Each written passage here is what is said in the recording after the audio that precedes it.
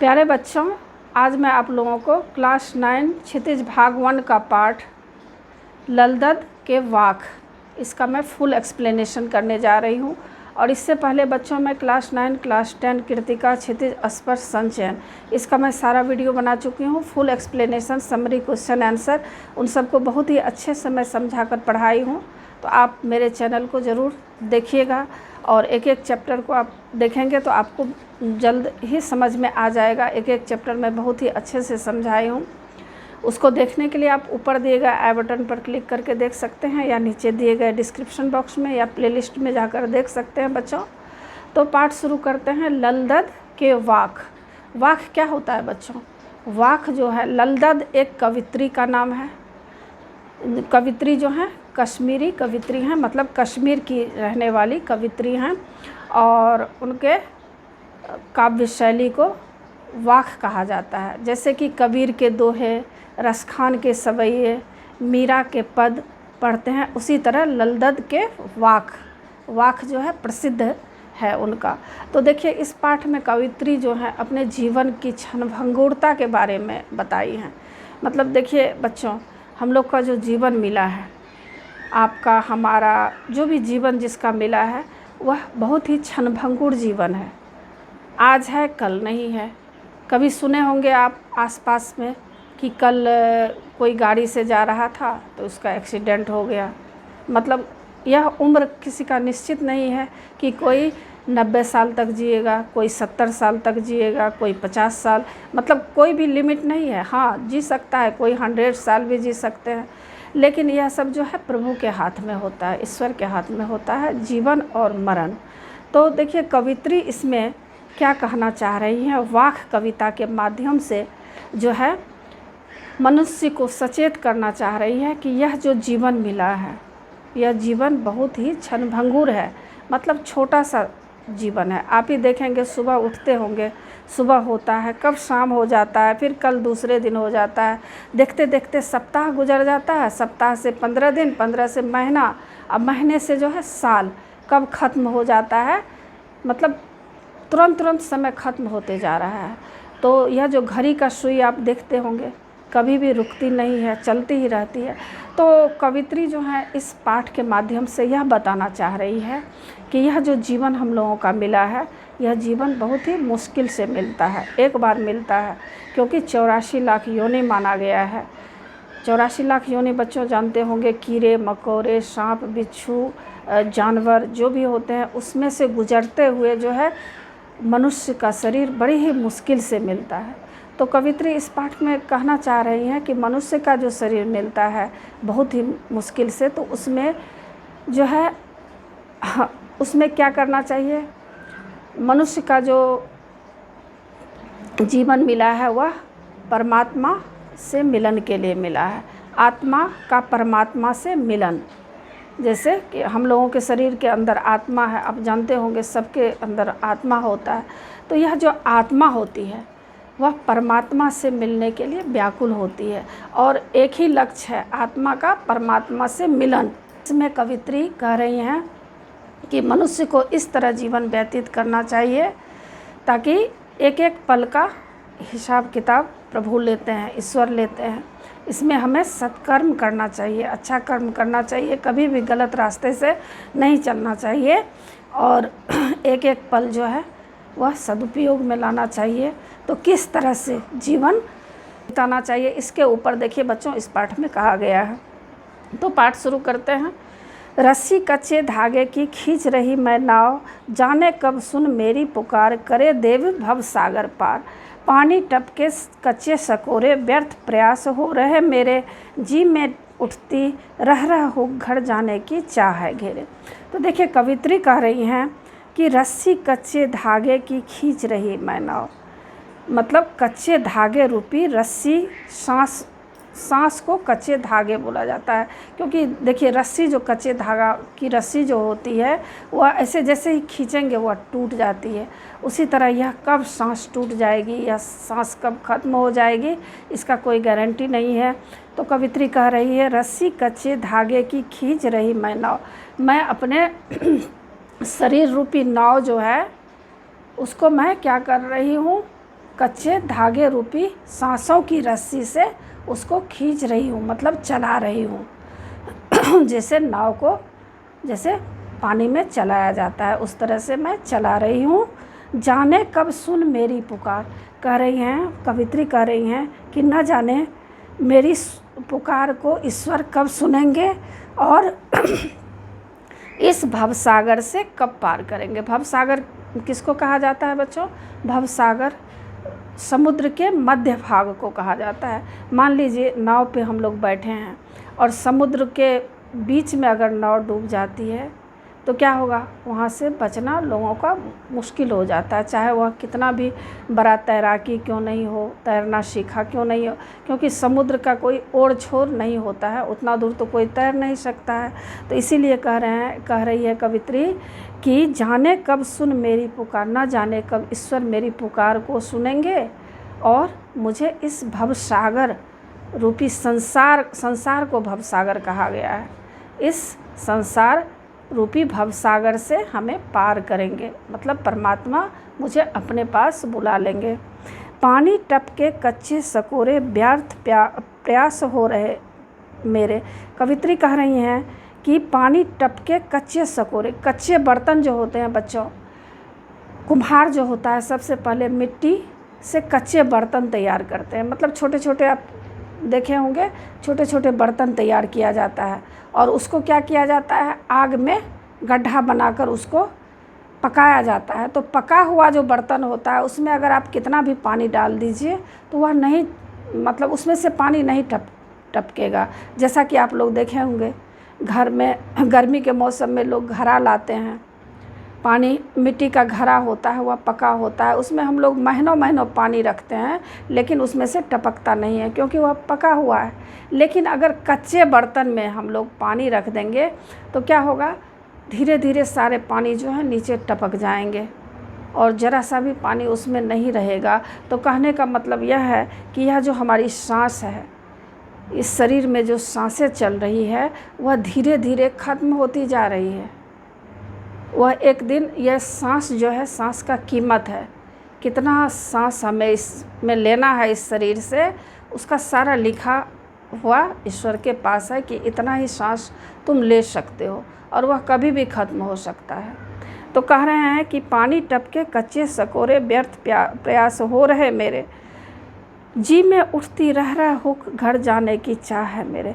तो कवि कह रहे हैं कि कच्चे बर्तन से जिस तरह से पानी टपकते जाते हैं उसी तरह हमारी सांसें जो है दिन प्रतिदिन कम होती जा रही है।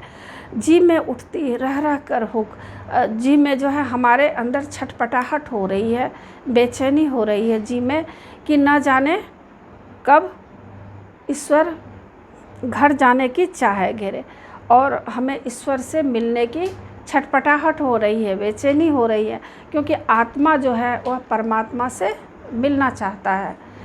और कह रहे हैं कि घर जाने, ईश्वर के पास जाने की चाहत हो रही है। अब देखिए दूसरे पैराग्राफ में क्या कहा गया है। दूसरे पैराग्राफ में कह रही हैं कवित्री कि खा खा कर कुछ पाएगा नहीं, ना खाकर बनेगा अहंकारी, सम खा तभी होगा संभावी, खुलेगी सांकल बंद द्वार की। कवित्री कह रही हैं खा खा कर कुछ पाएगा नहीं, मतलब खा खा कर मतलब यह नहीं है कि हम लोग खा रहे हैं, खाली खाने को नहीं कहा गया है। इसमें कहा गया है, कवित्री कह रही हैं कि ऐसो आराम में रहकर हम लोग मान लीजिए कि कार में घूम रहे हैं, मतलब कितने मंजिला घर है हम लोगों के पास, घर में बहुत तरह के सुख साधन से भरे हुए हैं, ना खाने की कमी न पहनने की कमी, ऐसो आराम की ज़िंदगी है हमारी। लेकिन उसी में अगर हम लिप्त रहेंगे तो कुछ हम पाएंगे नहीं, क्योंकि ईश्वर जो है, परमात्मा जो है, मनुष्य को इसलिए भेजे हैं कि आत्मा से परमात्मा का मिलन करने के लिए। आप भागवत गीता भी पढ़े होंगे, उसमें भगवान कृष्ण बोल रहे हैं कि मनुष्य का शरीर, आत्मा जो है वह परमात्मा से मिलन, मतलब मनुष्य का जीवन तभी सार्थक होगा जब आत्मा का परमात्मा से मिलन होगा, मतलब ईश्वर का दर्शन होगा। तो इसके लिए हमें प्रयास करना चाहिए। तो कह रहे हैं केवल ऐशो आराम की ज़िंदगी बिताने से हमें कुछ नहीं मिलेगा, और सम खा तभी होगा संभावी, खुलेगी सांकल बंद द्वार की।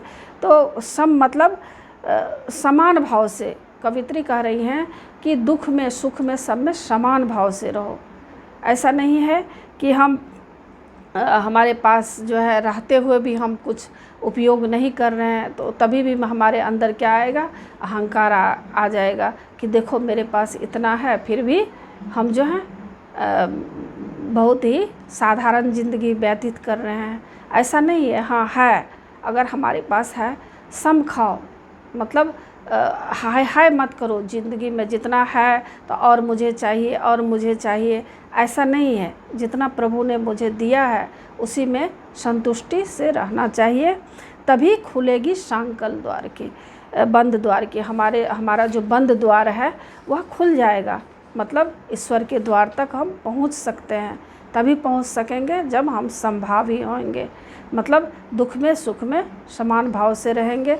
जितना प्रभु ने दिया है बस उतना में ही जीवन निर्वाह करना है। हाय हाय नहीं करना है कि मुझे और चाहिए और चाहिए और चाहिए, बस केवल इसी के पीछे नहीं भागना चाहिए। अब देखिए तीसरे पैराग्राफ में है, आई सीधी राह से गई न सीधी राह, सुसुम सेतु पर खड़ी थी बीत गया दिन आ, जेब टटोली कौरी न पाई, माझी को दूँ क्या उतराई। तीसरे पैराग्राफ में कवित्री कह रही हैं कि जब मेरा जन्म हुआ था तो मैं सीधी राह से आई थी, मतलब उस समय हमारे अंदर कोई भी छल प्रपंच, कोई भी हमारे हृदय में कुछ नहीं था। मतलब जब बचपन होता है बच्चों, छोटे से बच्चे किस तरह से मतलब वो उसके अंदर कुछ भी छल प्रपंच कपट नहीं होता है। लेकिन जैसे जैसे बड़े होते जाते हैं कई तरह के दुर्गुण भावनाएं जो है मन के अंदर आ जाता है। तो कवित्री यही कह रही है कि आई थी सीधी राह से, लेकिन जब मैं जा रही हूँ तो बहुत तरह का जो हमारे अंदर है, बहुत तरह के छल कपट लोभ मोह से हमारा शरीर जो है भर गया है। सुसुम सेतु पर खड़ी थी बीत गया दिना, मतलब इंगला पिंगला और बीच के मार्ग को सुषुम्ना कहा जाता है। तो कवित्री जो है हठ योग अपना ली थी। हठ योग होता है एक तरह का ईश्वर प्राप्ति करने का एक माध्यम होता है बच्चों। कोई देखिए सहज योग करते हैं, ध्यान की बहुत अवस्था है। एक हठ योग भी होता है, मतलब एक ही जगह स्थिर होकर के प्रभु की याद करना। तो कवित्री कह रही है कि सुसुम सेतु पर मैं खड़ी रह गई और मेरा सारा समय जो है बीत गया, मैं ईश्वर को प्राप्त नहीं कर पाई। अब क्या मतलब पूरा जीवन जो मेरा इसी तरह बीत गया, मैंने ईश्वर को अभी तक प्राप्त नहीं की हूँ, ईश्वर का दर्शन मुझे अभी तक नहीं हुआ है। मेरे अंदर जो छल कपट मोह लोभ अहंकार जो भी है वह सब खत्म नहीं हुआ है। तो कह रही हैं कि जेब टटोली कौरी न पाई, माझी को दूँ क्या उतराई। कवित्री कह रही हैं कि जब मैं जेब टटोलती हूँ, मतलब अपने अंदर जब झांक कर देखती हूँ तो ऐसा लगता है कि मैंने ईश्वर के लिए तो कुछ किया ही नहीं अभी तक, मेरा जीवन तो ऐसे ही ख़त्म हो गया। बचपन से अभी मैं इतने उम्र की आ गई, 50 60 80 के उम्र की मैं हो गई हूँ, लेकिन अभी तक मैंने ईश्वर के लिए कुछ नहीं किया है। और माझी को मैं क्या दूँ उतराई, और मेरे पास तो कुछ भी कौड़ी नहीं है। जैसे कि बच्चों देखे होंगे जब आप नाव पर पार होते हैं तो नाविक को आप पैसे देते हैं इस पार से उस पार जाने के लिए, तो उसको माझी कहा जाता है। तो ईश्वर जो है, ईश्वर जो होते हैं वो भी तो एक तरह के नाविक के जैसे हैं। तो यह जो भवसागर है उससे पार कराते हैं। तो कवित्री ईश्वर को माझी का रूप कह रही हैं, माझी के जैसे ही। जैसे कि हम लोग नदी पार करते हैं तो नाविक को इस पार से उस पार जाने के लिए पैसे देते हैं, उसी तरह ईश्वर जब हमको भवसागर से पार करेंगे, इस दुनिया से जब लेकर जाएंगे, और जब वो पूछेंगे कि तुमने जीवन में क्या सत्कर्म किया, तो कुछ भी ऐसा लगता है कि जब मैं अंदर झांक कर देखती हूँ तो मुझे लगता है मैंने कभी तो अच्छा काम किया ही नहीं, पूरे जीवन मैंने गलत ही काम किया। ईश्वर के लिए जो भी कुछ सत्कर्म चाहिए था, वह सत्कर्म की पूंजी मेरे पास कुछ है ही नहीं, तो मैं माझी को क्या उतराई दूंगी? माझी को मैं कुछ भी सत्कर्म मैं की ही नहीं हूँ, तो मैं कुछ भी उतराई तो दे ही नहीं पाऊँगी, मेरा तो खाली हाथ ही रह जाएगा। तो कवित्री आह भर रही हैं कि यह जो जीवन मिला है, इस जीवन में हमें ईश्वर के लिए भी कुछ ना कुछ करना चाहिए। मेन मकसद तो आत्मा का परमात्मा से मिलन है, लेकिन हम लोग क्या करते हैं, इस दुनिया में आकर भोग विलास में ही लिप्त हो जाते हैं, संसार में ही खो जाते हैं। जैसे कि कोई मेला होता है, मेला में देखिएगा बहुत तरह का सामान मिलता है, उस सामान को लोग सुबह से शाम तक खरीदते ही रह जाते हैं, ये खरीदना, वो खाना, ऐसे रहना, मतलब ऐसो आराम में मेला लोग गुजार देता है। उसी तरह यह जो संसार रूपी मेला है, इसमें ईश्वर ने बहुत कुछ दे दिया है, मनुष्य उसी में उलझ कर रह जाता है और ईश्वर की प्राप्ति के लिए कुछ नहीं कर पाता है। तो कवित्री सचेत करना चाह रही हैं कि जगो, उठो और ईश्वर के लिए भी प्रयास करो। मेन मकसद जो तुम्हारा जीवन का उद्देश्य है, वह आत्मा का परमात्मा से मिलन है। तो दुनिया में रहो, खाओ पियो, लेकिन ईश्वर की तरफ अधिक से अधिक ध्यान दो। अब देखिए चौथा पैराग्राफ में क्या कह रही है कवित्री, थल थल में बसता है शिव ही, भेद न कर क्या हिंदू मुसलमान, ज्ञानी है तो स्वयं को जान, वही है साहब से पहचान। देखिए चौथा पैराग्राफ में कवित्री कह रही हैं कि यह जो ईश्वर हैं वह थल थल मतलब कण कण में ईश्वर विराजमान है। हमें नहीं पता है, हम यहाँ बैठे हैं, चारों तरफ ईश्वर हैं, वो हमें देख रहे हैं हम क्या कर रहे हैं, नहीं कर रहे हैं। तो कह रहे हैं कि कण कण में ईश्वर बस रहा है, भेद न कर क्या हिंदू मुसलमान। तो हमें इस हिंदू और मुस्लिम जाति पाति यह सब मन में कभी भी नहीं लाना चाहिए कि वह हिंदू है, वह मुसलमान है। इस चक्र में पूरे समय को बर्बाद नहीं कर देना चाहिए। ज्ञानी है तो स्वयं को जान। जो ज्ञानी व्यक्ति होते हैं वह स्वयं को जानते हैं, अपने अंदर झांक कर देखते हैं और ईश्वर का साक्षात्कार करते हैं, न कि हिंदू मुसलमान करते हैं। वही है साहब से पहचान। कवित्री कह रही हैं कि जो ज्ञानी होते हैं वह जाति पाति और इसमें नहीं जाते, कोई संप्रदाय के चक्कर में नहीं रहते हैं। वह अपने अंदर झांक कर देखते हैं, ईश्वर को प्राप्त करते हैं। वही जो है वही साहब तक पहुंच पाते हैं, साहब को पहचान पाते हैं। इसीलिए आए हो इस संसार में तो हिंदू मुसलमान मत करो, क्योंकि यह संसार में जो है ईश्वर जो है कण कण में विराजमान है। अपने अंदर झांक कर देखो, न कि दुनिया के पीछे कि यह हिंदू है, यह मुसलमान है, यह कोई जाति का है। सब एक हैं, ईश्वर एक होते हैं, ईश्वर का कोई जाति नहीं होता है। इसीलिए यह सब भेदभाव मन से हटा देना चाहिए। तो आशा है बच्चों आप लोगों को सारा पाठ अच्छी तरह समझ में आ गया होगा, और आप मेरे चैनल देवज नागरी को ज़रूर सब्सक्राइब कीजिएगा, और सब्सक्राइब के बगल में बेल आइकन बटन है, उसे क्लिक कीजिए, लाइक कीजिए और शेयर कीजिए। कमेंट्स ज़रूर कीजिएगा कि आपको यह पाठ कैसा लगा। नए पाठ के साथ फिर मैं मिलूँगी बच्चों। धन्यवाद।